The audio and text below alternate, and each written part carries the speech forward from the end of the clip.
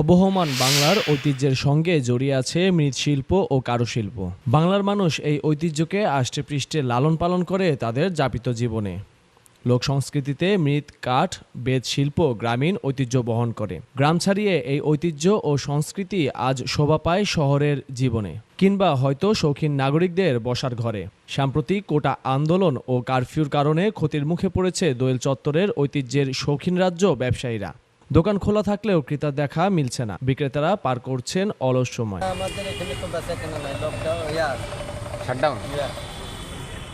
দিয়েছে আর কি। কার্ফুর ভিতরে তো এখানে বাইরের লোকজন ভার্সিটি এলাকাতে ঢুকে না, বাইরের লোকজন ঢুকতেও যায় ওইভাবে।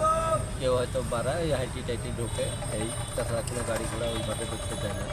আমাদের বেচা কেনা নাই, কোনো লোকজনই নেই। তাদের নিয়ে এই অসময় কে কেনাকাটা করবে, কারণ সবারই পরিস্থিতি, দেশের নেট নাই, কিছু নাই।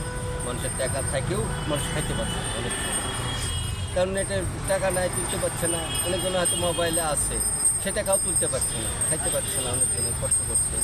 এইভাবেই চলে যাচ্ছে আর কি। আমরা ওই যে এইভাবেই কারো কাছে হয়তো যে কয় টাকা ছিল এগুলো খায় বিল করি, আবার এগুলো শেষ, আবার এই তো অবস্থা। আগের মতো তো ঢাকা বিশ্ববিদ্যালয় এখান থেকেই তো উৎপত্তি ছাত্র,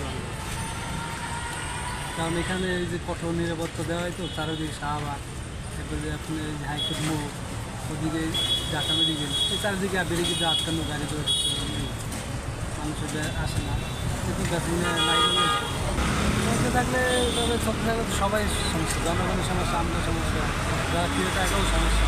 পরিস্থিতি তো আসলে গণ্ডগোল তো হয়েছে চতুর্দিকে, সারা বাংলাদেশে হয়েছে। পার্কসিটি এলাকায় আমরা ধরেন দীর্ঘদিন এখানে থাকি, ব্যবসা-বাণিজ্য করি।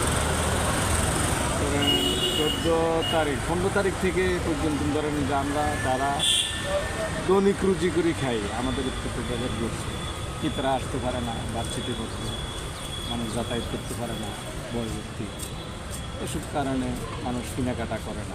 আমরা যারা দৈনিক রুজি করে খাই এদের তো সমস্যা, অবশ্যই সমস্যা, কিন্তু এটা কি কেন এটা কিনে না, কি কারণ আনে না। সব মনে করেন আমরা দৈনিক 4000-এ বেশি, 5000-এ বেশি, 6000-এ বেশি, এখন মুঠিয়ে নেই, এখন 100-150 এরকম কোনো দিন হয় না। এখানে আমরা দোকান আছে প্রায় আপনার 50টার মতো। মৃৎশিল্প, কারুশিল্প ও বেতশিল্প নাগরিক জীবনে তাই বেশ জনপ্রিয় হয়ে উঠেছে। এই তিন শিল্পের মেলা বন্ধন দেখতে পাওয়া যায় ঢাকা বিশ্ববিদ্যালয়ের দোয়েল চত্বরে। দোয়েল চত্বর ঐতিহ্যের এক শৌখিন রাজ্য। এখানে গেলে শহরের হস্তশিল্প প্রেমীরা হারিয়ে যায়। সারি সারি বাহারি হস্তশিল্পের দোকান রয়েছে এখানে। শৌখিন এই পণ্যের চাহিদা শহরের জীবনে নেহাত কম নয়। দিন দিন আরও বাড়ছে এই শিল্পের চাহিদা। চলমান পরিস্থিতিতে দিনভর দোকান খোলা রেখেও একজন ক্রেতার দেখা পাওয়া যাচ্ছে না। এমন অবস্থায় অনেকটা অলস সময় পার করছেন মৃৎশিল্প ব্যবসায়ীরা। সারাদিন দোকান খোলা রাখলেও কর্মচারীদের খরচও উঠছে না বলে মন্তব্য করেছেন অনেক ব্যবসায়ী। জাহিদুল ইসলাম অনিক, এই বাংলা, ঢাকা।